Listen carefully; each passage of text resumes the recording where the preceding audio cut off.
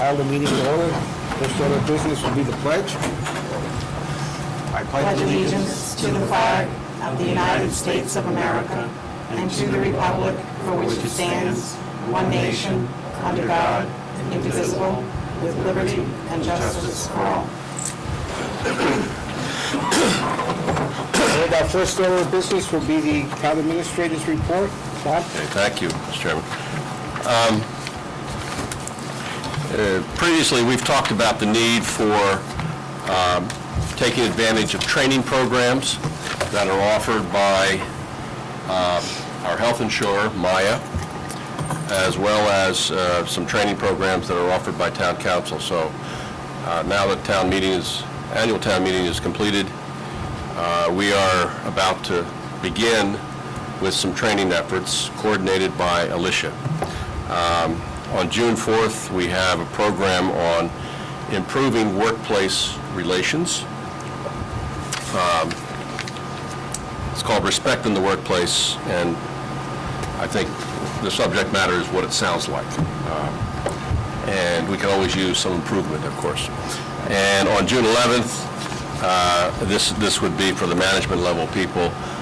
They're offering a program called Management 101. We intend in the near future to take advantage of offers by our law department to train our managers, particularly with some of the important and sensitive legislation that we are required as managers to enforce.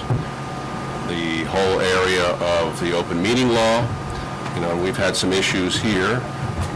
Whether they're valid or not, we are, some have submitted complaints to the Attorney General about whether or not we're properly enforcing the open meeting law. And we would invite everyone to sit in on that, including staff members and even select board members if they have the opportunity. We'll probably try and schedule this for early evening. Also, there's the whole business of hostile work environment, sexual harassment and so forth. The town obviously needs to provide training. We don't provide the training and there's a case against us. We go into the courtroom with one hand tied behind us. It's not only a problem that we need to face if it exists, where it exists, it's also something that could cost the town considerable money. So that's going to begin. Secondly, I'd like to recommend the appointment of Susan O'Coin as administrative assistant in the office of the assessors. She is here tonight. I want to say hello to the Board of Selectmen. Or John, you want to speak for her? I'm representing the Board of Assessors. I'm a board member for Arizona. Our deputy assessor couldn't be here this evening because she had a prior commitment, so I am here to the board. And this is Sue O'Coin. She was unanimously chosen by the board and also by Luann herself. So starting this paperwork and shuffling is done, we can get started and she will finally have an assistant after a year and a half, which is much needed.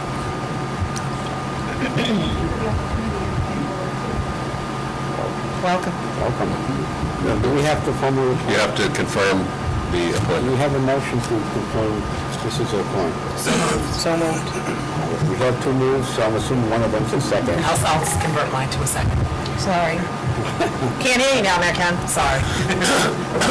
All right, it's been moved and seconded. Further discussion, questions? If not, Ken? Yes. Julie? Yes. Doug? Yes. Diane? Yes. Chair votes yes, it's unanimous. Okay, great. All right, welcome aboard. Thirdly, just to bring you up to date on collective bargaining, sessions are underway with 3 of the bargaining units that we have. I'll brief you later on tonight in executive session on that. Route 101 reconstruction was completed this afternoon. As you know, we used the governor's pothole money to complete the work that was begun last year on Route 101. We did have some controversy involving businesses along the way and the potential problem of not being able to have customers over Memorial Day weekend, particularly the florist and the business that sells mulch. And so it's clear, I think, that we need to develop a protocol for road reconstruction when it involves, particularly when it involves businesses along the roadway, so that A, they're informed, and B, we do whatever we can to minimize any damage to the business. So I don't know that, at least from what I've been told by a member of the Board of Selectmen, that some of the businesses along the way do not feel that they were informed of this. We did post on the website. There was some effort to inform, but we can't depend on people going to the website to figure out what the town government is doing. So we need to develop a protocol there, and I'm going to try and bring something like that forward, particularly since, the summer's coming and we're going to be doing more construction. The issue of the Highway Department loader, we'd like to delay until June 8th. There are some issues there, and we really have to have a decision of the board as to whether or not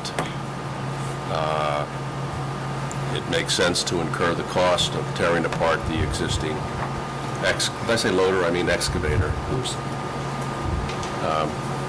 I wrote loader. I meant excavator.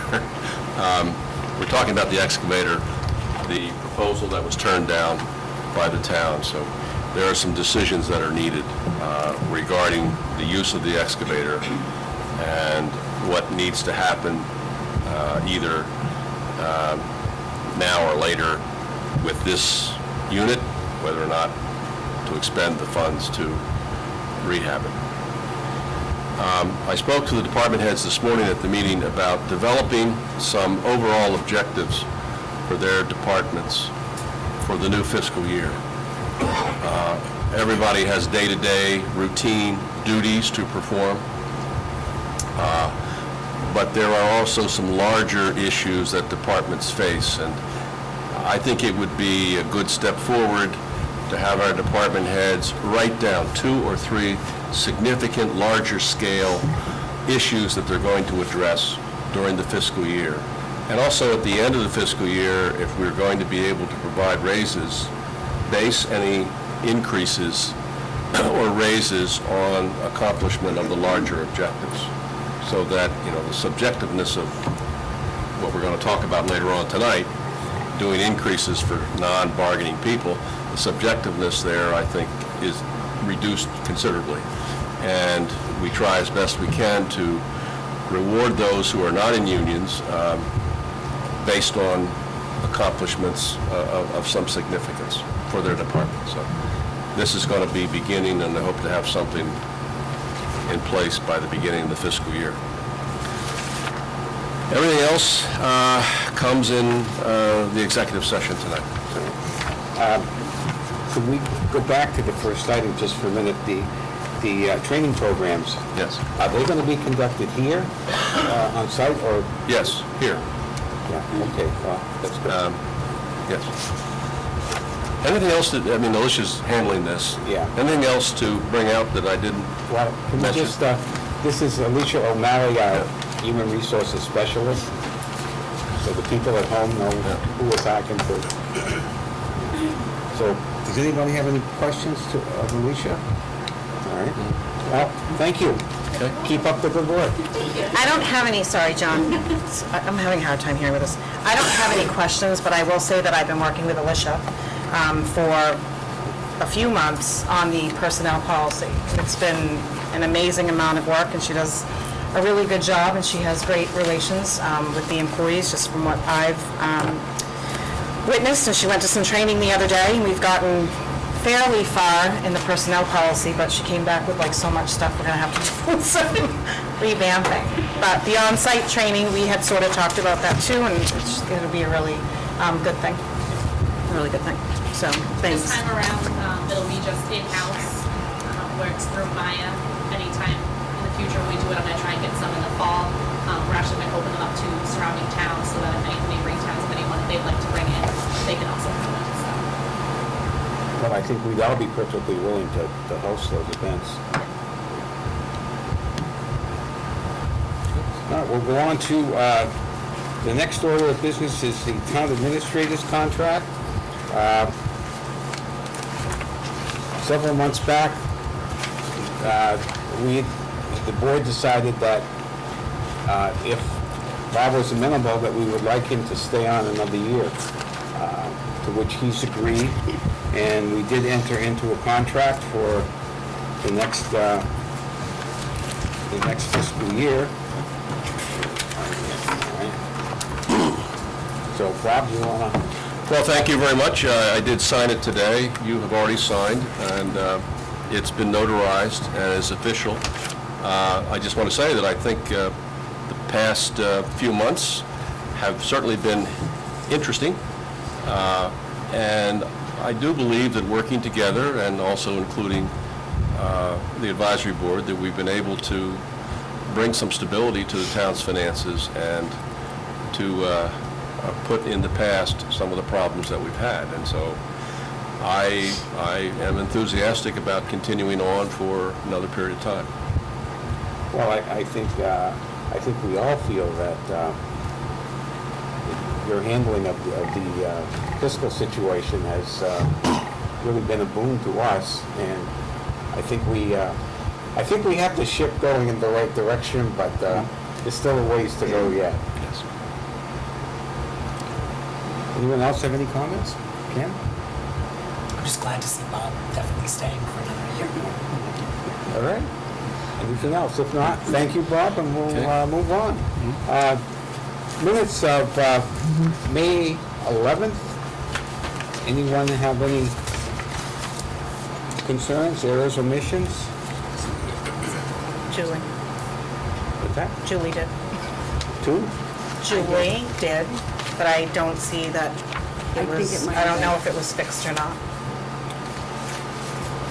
Never heard about it. Did you fix that? I didn't hear about it. What fixed? Yeah, I guess, I'm sure she can tell you. Well, if there's an issue there, we could have a motion to approve with amendment. Yep. I'm not, Julie sent, Yeah, okay. I sent out an email. Okay. I just had a question on some of the wording from the May 11th, but I'm just checking it over now, and it may have been corrected. So I just want to glance at it one more time and see.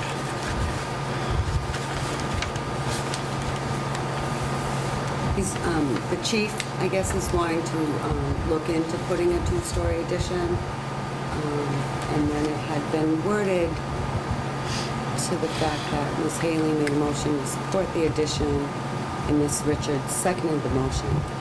I don't believe that we were,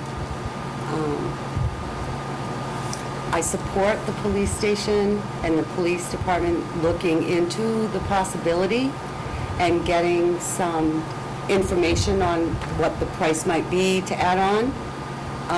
But if you, I thought that it might be a little confusing the way that it was worded, I guess, is saying that we said, sure, you know, you can add on. I don't think that's, Based on the way it's written, it does look like... Members of the board, pull the microphones a little closer. oh, I'm sorry. I'm new at this, so I apologize. Give me a minute. So the way it reads right now, it says, Chief Bennett wanted to inform the board that he is looking into putting a two-story addition on the police station and doing renovations to the current station to bring it to what the needs of the police department are in order to do their jobs in a safe and efficient manner. Ms. Haley Brooks made a motion to support the addition to the police station. I'm not so sure that that's what the motion was. The motion was to support the chief in investigating the possibility of an addition, I'd have to listen to it and again. then I seconded the motion. I'd have to listen to it again. I'll have to listen to the meeting. Do you want me to bring them back next time? Sure, that's fine. Okay. I 'cause agree, I agree with Julie. I did go 'cause and this makes see- it sound like we're letting them move forward. and We're that saying really go was ahead and not put an it does addition, not and the I believe you did say we vote to support the chief. But I'll listen Okay, to the can you wording just- again. Yeah. Bring them Yeah, back. so I wasn't sure on that. I was Yeah. just had a question on that particular Okay. way it was I'll stated. review it and I bring it back can, at the next meeting. All I right, so can- we'll just pass over, Yep. unless there's any objection, we'll just pass this over and bring it up at the next meeting. Sure. All right, contract for general liability insurance. Yes. Mr. Chairman, I can just speak briefly on this.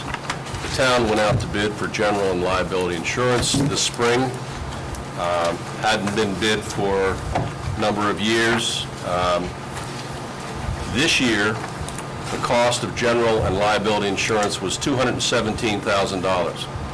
Our low bid for the exact same insurance that we currently have, which was what we specified on the RFP, the low bid is $151,430. That's a $65,570 savings over the current year budget for that insurance. We had 3 bidders, although the third bidder at the very end, he was moving forward to do a bid the last minute, did not submit. So we had actually 2 bidders. One was the current carrier, which is Maya. They've given us good service. And the winning bidder is Barry Insurance of Franklin, Massachusetts. Again, it's the exact same insurance that we have. I am familiar with Barry. I know that he has bid competitively for general insurance contracts in other communities successfully. And he did that in the community where I formerly worked.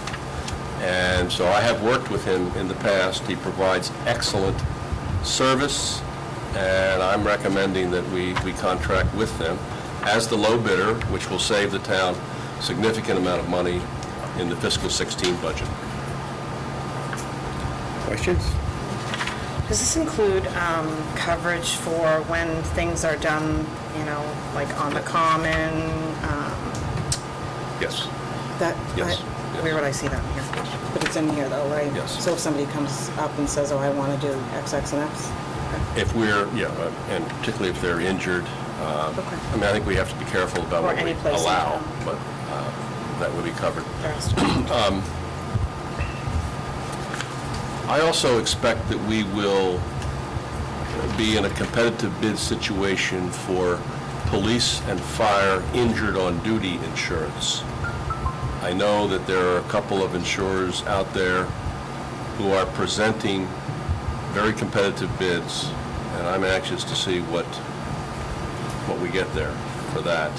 We currently are represented by Chubb, it's fine, but there are some new concepts now for injured on duty insurance, and the market is getting fairly competitive, and as soon as we can, I'd like to see us go out to bid for that as well.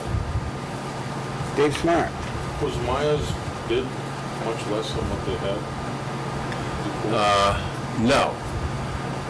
Their bid was $210, right? Yeah, their bid was $210,000. So they came under a little bit, but, I've seen this pattern before. They provide good service. They are part of the Massachusetts Municipal Association, and, always say that we're on your side, but they need to be on our side at a more competitive price, I think. So. I make a motion that we award the contract to Barry Insurance for general and liability. Second? Moved and seconded. Any further discussion? Hearing none. Ken? Yes. Julie? Yes. Diane? Yes. Doug? Yes? Chair votes yes, it's unanimous. All right. Where are we at here? Elementary school. Mr. Chairman, if I may, I'd like the record to show that I'm recusing myself from this topic, and I'll leave, so I'll be back.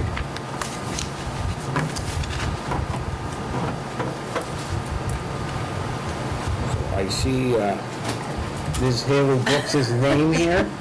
You I have just- something you'd like to say? No, I don't, but I would like to turn it over to the school building committee and SMMA to do that. Thank you.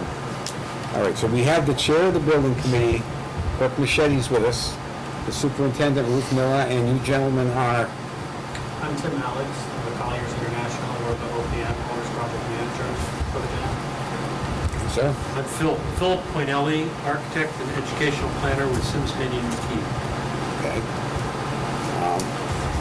So I know the building committee met last night, and you're bringing a recommendation to us tonight, is that correct? Yeah, that's correct, Mr. Chairman. The committee, as you know, has been trying to pull this thing together for years. All as I've been on the committee, but it came down to the final decision based on land choices and land availabilities, and as you know, it's TC, then we get down to the final design, which we feel as a committee is the best fit.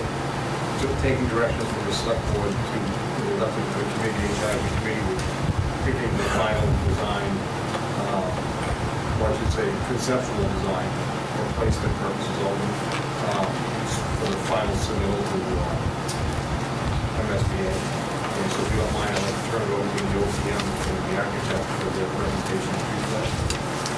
All right, gentlemen? Well, thank you for meeting with us this evening.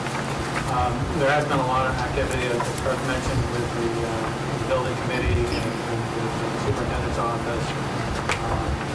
We have submitted a few months ago to the MSBA and rescinded that in favor of looking at some other alternative sites. There was an RFP that went out for land in town. And really nothing came back that was appropriate. Or that was feasible from a financial standpoint. So the charge was to review the Templeton Center School site and to look at the feasibility and appropriateness of placing a new structure, new facility at that location. So what the building committee has recommended and also went to the school committee last night, presented the option to them, was just a preferred option for the site. Our building might be situated on that.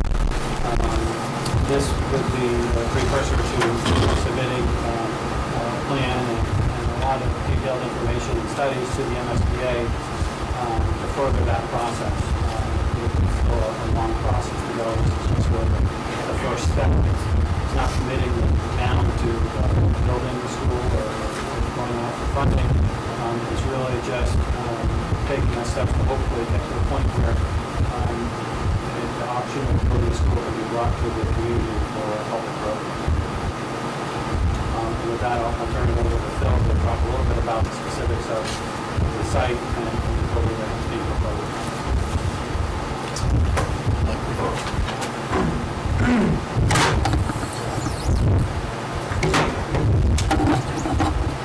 Will that work? Yes, sir. Okay. And I'll use my teacher voice. Good evening, thank you. So we presented, the MSBA has a very defined process of requiring a community to go through an investigation of multiple options. And so we developed a additions and renovation option and 2 new construction options. Those were presented a number of weeks ago to the building committee without costs.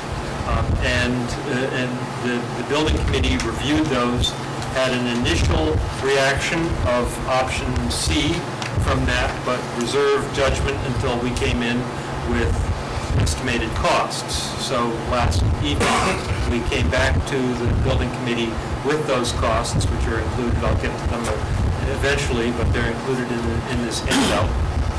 And the committee went through and evaluated the 3 design options and looked at the costs and have made a recommendation for option C.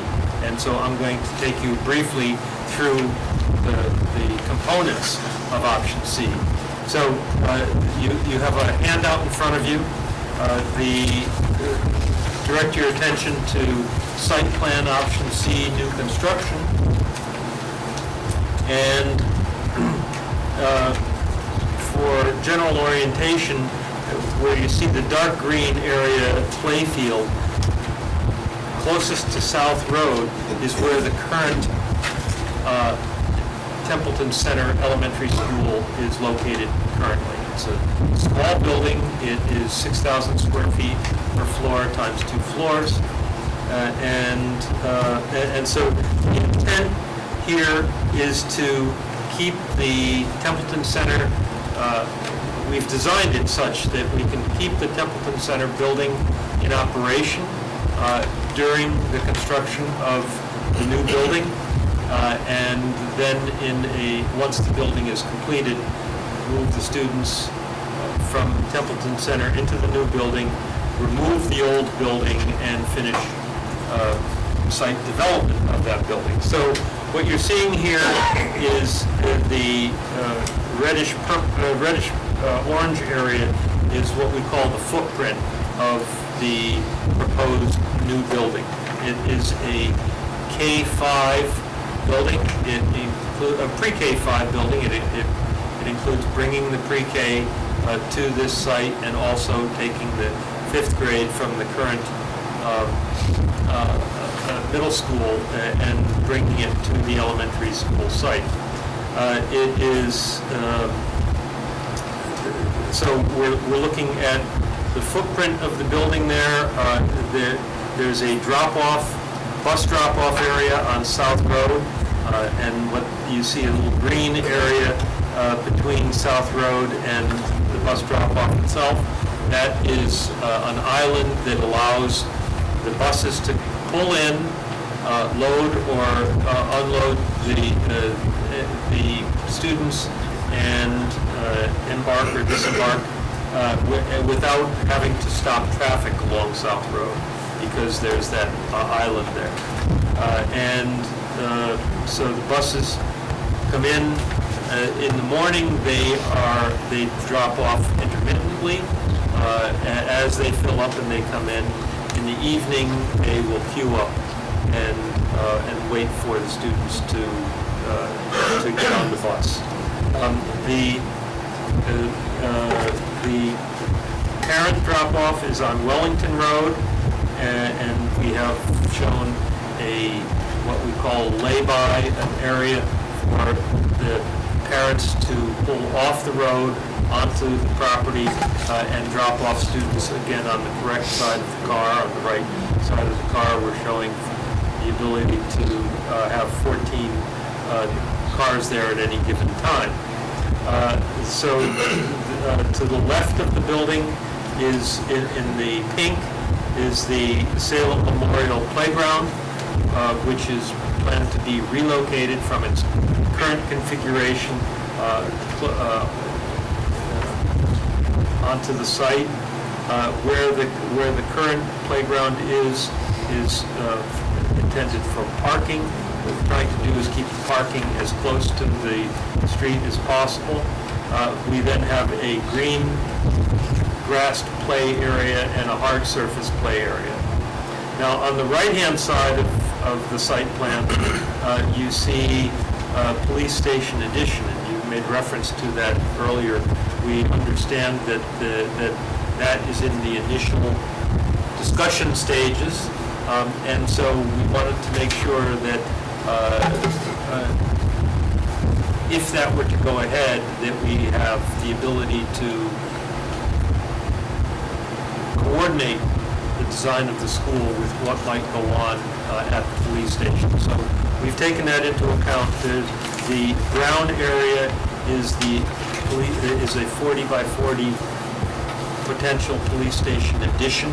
Just up sheet of that, very faintly, is just a very faint line there, which shows the current police station itself. We also show police parking to the upper left.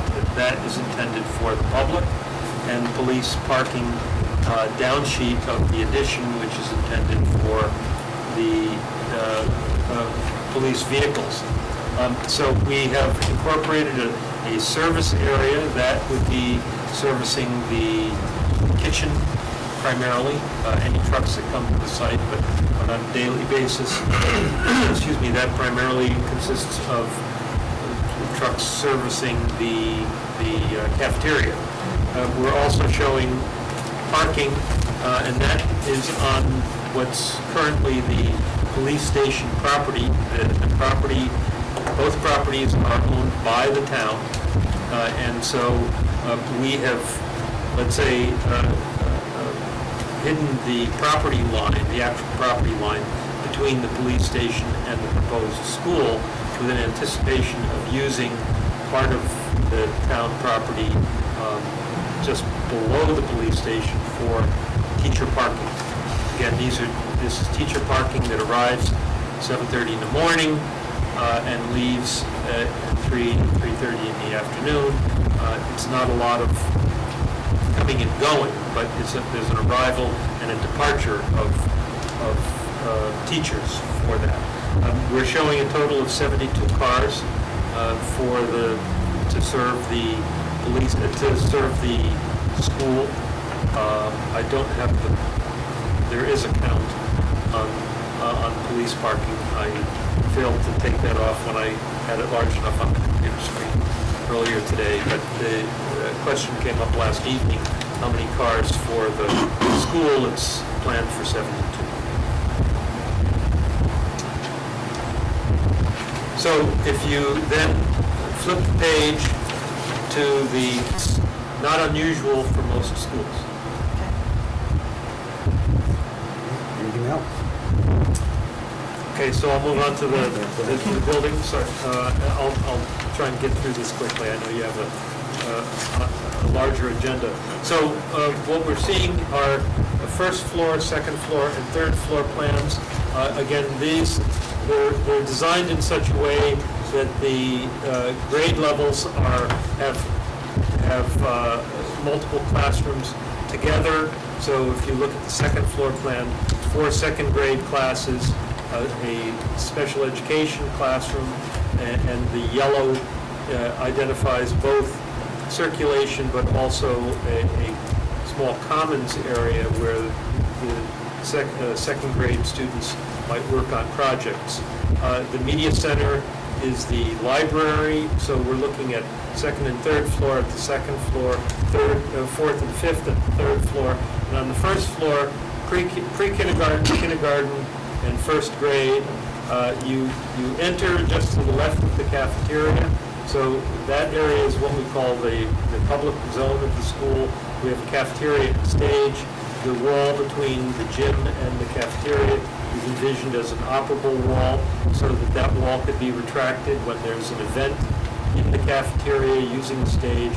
You have the ability to use the gymnasium part of the gym, all of the gym if necessary, as additional seating area where you can bring in seats and use that area and essentially get a larger performance space. Questions about the floor plans? I have one that a parent brought up to me. What you're thinking, are there any concerns about having the special ed classes on the upper floors? Is that going to present a problem in terms of getting them in and out, say, it's an emergency or anything like that? Special education, there's a couple of answers to that. One is that the location of the special education classrooms are intended to be evenly distributed throughout the school. The school department actually has to submit to DESE, Department of Elementary and Secondary Education, for their approval for the location of those rooms.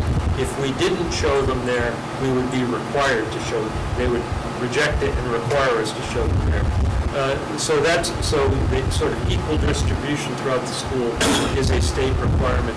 But secondly, special education students are varying in their needs. And so these are what we call, in most cases, second and third seats for those students. So these are students whose primary, in many cases, their primary seat is in a general education classroom.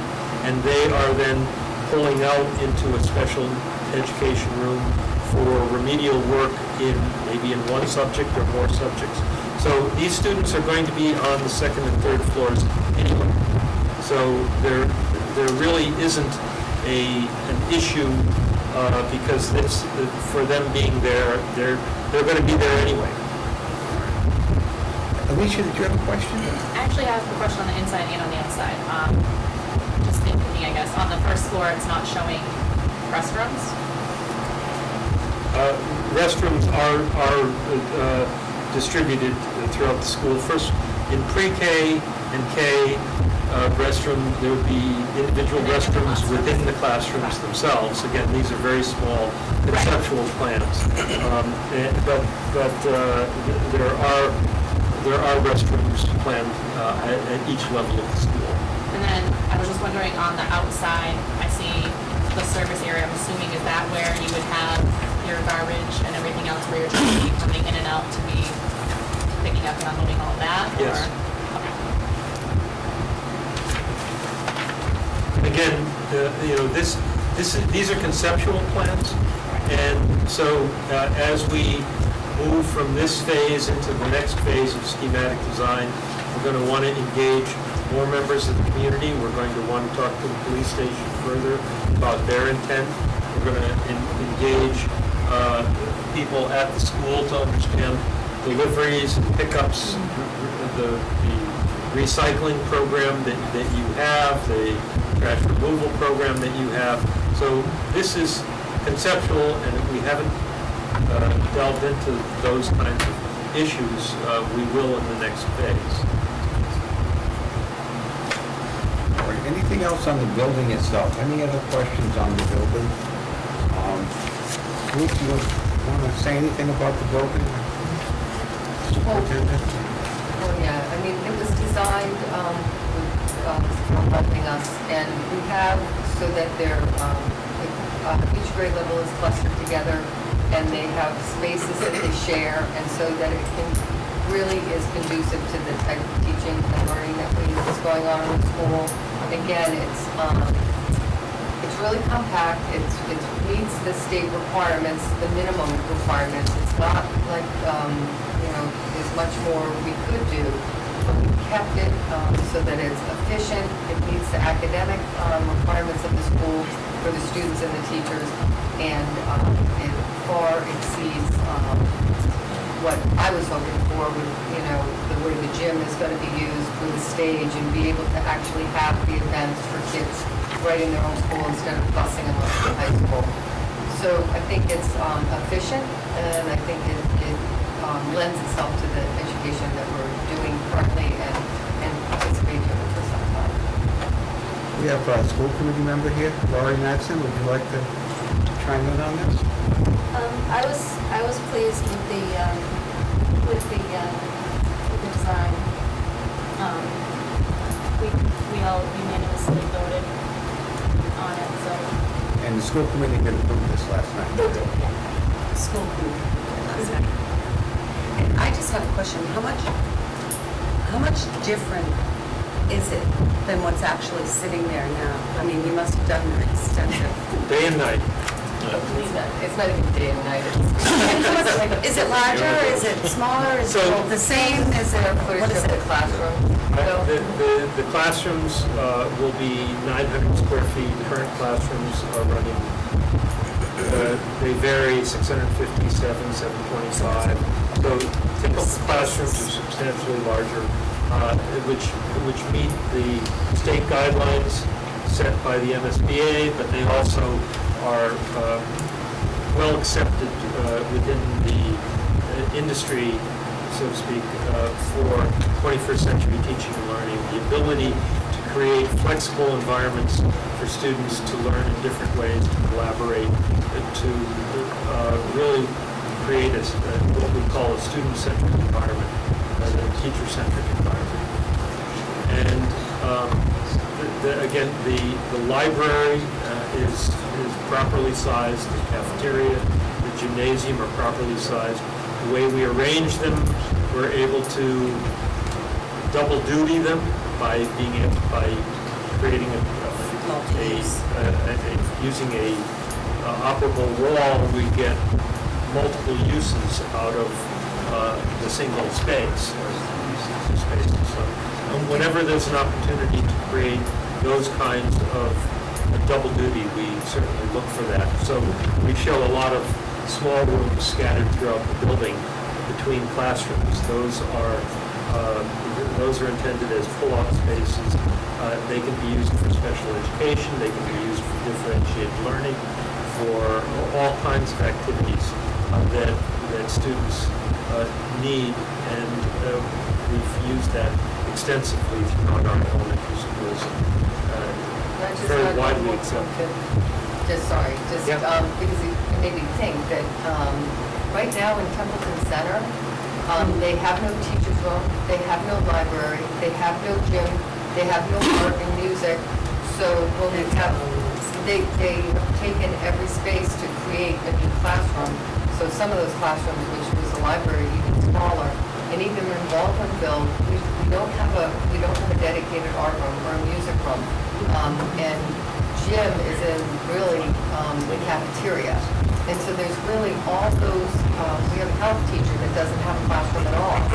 So, I mean, it really is providing space, appropriate space for all of those things that kids need. Sorry for that. That's great, thank you. All right, any other questions about the building? Just one. Just one, I'm okay. assuming there must be an elevator, right, for Yes, there handicap is. accessibility? Yes. Figured there had to be. It's, They're good to ask that, because it doesn't really specify. if you look at the third floor, the art classroom, just to the upper right, there's a little square with an X in it. That's the elevator. All right. So moving on to the project costs, if you flip the page again, we looked at pre-K 4 options and pre-K 5 options. The building committee and the school committee voted on option C, pre-K 5, 580 students. It's divided between hard costs, which is what you pay the contractor for the building and the site, and soft costs, which are all of the other expenses necessary, including furnishings and equipment, technology, fees, and contingencies, and so on. So this project has a conceptual project cost of $50,088,000 in conceptual numbers. The next line is the potential or anticipated reimbursement by the MSBA, and the potential net cost to Templeton is $22,058,000 in that range. Again, although these estimates are down to the dollar, these are really conceptual numbers. So basically, it's a $50 million project. It's going to cost the town approximately $22 million. Again, you're seeing varying options. The numbers are very close between them, and the numbers are so close that I would call them within a margin of error. The last page is our next steps. So what we're shooting for is with approval here.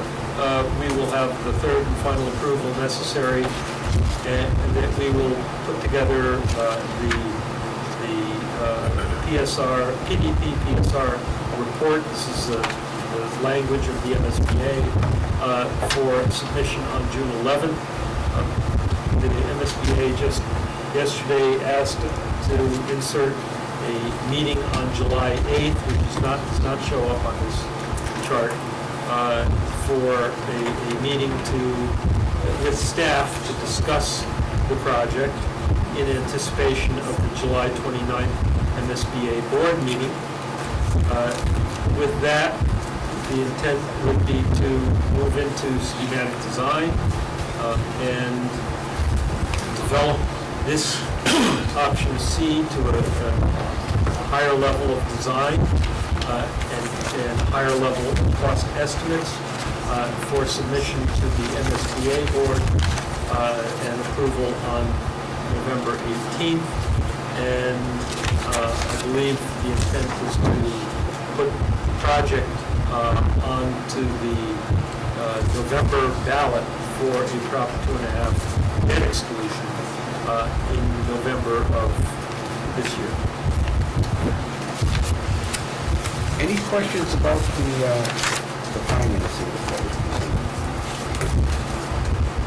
If not, I believe that we have to vote to approve this? Approve the project conceptually to be able to submit to the board. Yeah. I don't know what the wording is. Yeah, I mean, really, we're just authorizing the design team to be able to, and all this project management team to submit this to the MSBA for review by their board. All right, so we need a motion to, Now I have a question. you have a question? Okay. I'm sorry, are these high costs? Are these on the higher end? Because what we got way back in October, I didn't have this with me last night, was like a range from Yeah. 35 to 50? Yeah. When we met in October, we pulled historical data from other projects that we worked Yeah. on and tried to come up with or what we thought was a realistic range of costs. These costs came from an estimator that was given plans that look very similar to this. So they used current information, current costs, square foot cost to develop what they did their best estimate for this project. Now, currently, there's a lot of unknowns. So estimators are going to be relatively conservative. They don't want to come in super high or super low, but they don't understand necessarily what materials you're going to be using. Is this going to be all brick building, or is it going to be composite materials that might be less expensive on a square foot basis? So there's a lot of variables, but this is an order of magnitude cost. Is it high? We'll find out when we go out to bid. It's what the estimators think in the current environment that will Well, cost. I think the next level of detail will be able to provide us a more accurate estimate. So I would agree this, with that. and so besides being a conceptual estimate, it also carried, I believe it was a 15% design contingency. So there's a contingency say, where the contractors say, where the estimator is saying decisions haven't been made, so we're going to provide a contingency in anticipation of decisions to be made. So as the project moves along, every time more decisions are made, the design contingency is reduced. Ultimately, at the end of the design process, the design contingency will have gone away completely because design decisions will have been made. At this point, they are trying to hedge bets against the unknown. Keep in mind that the cost of materials, cost of labor, is going to be next year's prices. Not this year's. And escalation has been taken into account, so these have,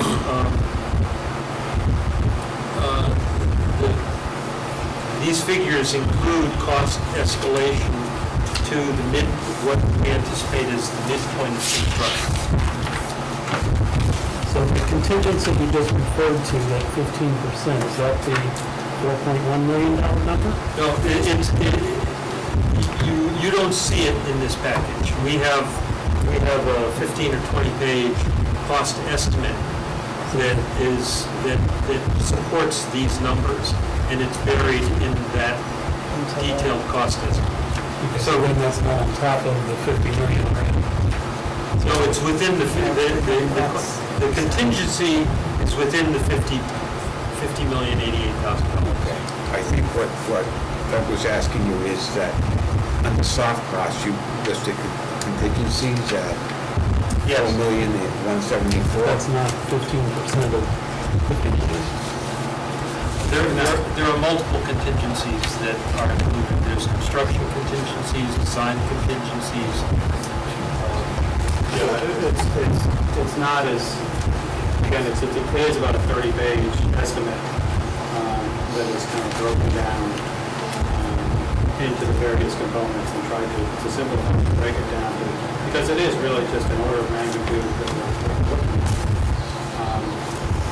they are basically very similar building options that were presented as far as square footage goes.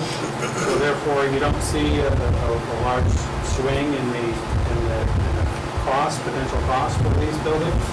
But if you remember back, the previous submission was on a different site, much larger site.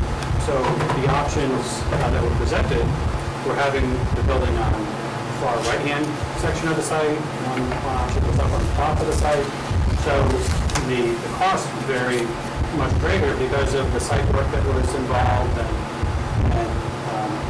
so all those components are also broken down in what the potential MSBA reimbursement is, because there's caps on site work costs, there's certain things that they will participate in, certain things that they won't participate in. So this is kind of boiled down to very manageable few numbers. I'm going to put it out there as this is our order of magnitude. As we go further, we can certainly present more numbers to better define it. Excuse me. What is your interest rate assumption? 4%. 4. Is that 4? I think it was 4. It's been running 3.5 to 4. I believe here we've anticipated 4% escalation. Yes. Correct. Yeah. Dave? On the old school, when it's all said and done and you'd like to tear the old school down, is there a number you plug in there to get that out, and does MSBA pay for that? The demolition of the building is included in the cost estimate, as well as the site redevelopment for the play fields. I don't know if MSBA participates in the I don't know. I don't know if they, I believe they will if it's within, if it's, there's a couple things. If there's hazardous material in the building, they will not pay for hazardous material reimbursement, because the assumption, their assumption is it should have been out by now. I believe the demolition costs fall under the site development costs, and the site development is capped at 8% of the cost of the building. So if you look at the building cost of $34 million, 8% of $34 million is the cap of the MSBA reimbursement. The site work is over that already, and this is a simple site. So if it's under the 8%, yes, it's covered. If it's not covered, simply because they don't cover more than 8%. Larger, we've seen a lot of schools have site development costs 15, 18% of construction costs, and MSBA purely doesn't participate. Here, we're very close to the number, so they will participate in the majority of it, but not all. On the site itself, drainage has been an issue. Does any of the work and money that you plugged in there have anything to do with? Yeah, we have drainage and the roof and everything else? we have our civil engineer has participated in these conceptual ideas and provided a framework for the contractor to work within. So that has been taken into account. All right, now, if I understand this right, we need to approve this design cost for submission to an SBA. Is that correct? No, you're really just approving, submitting this package to the MSBA for their review. You're not locking into any cost, you're not locking into any design. It's really to forward this to the next step so that it can be investigated further. So, I guess we're approving, You're basically solidifying the committee's focus. What are you doing? They're recommending that the board approve submission of this option to the MSBA for further review. This option C for K-5 grades, pre-K-5 grades. All right. So let's see, we're approving this option for submittal to MSBA. That's what the motion should be. John, one more question on the financial calculation. Assuming a 20 or 30-year bond? What's the term of the bond? I don't know. This does not include financing costs. Soft costs are built in. It's just, but plug numbers at this stage. But does this include financing? This does not include financing costs. Now,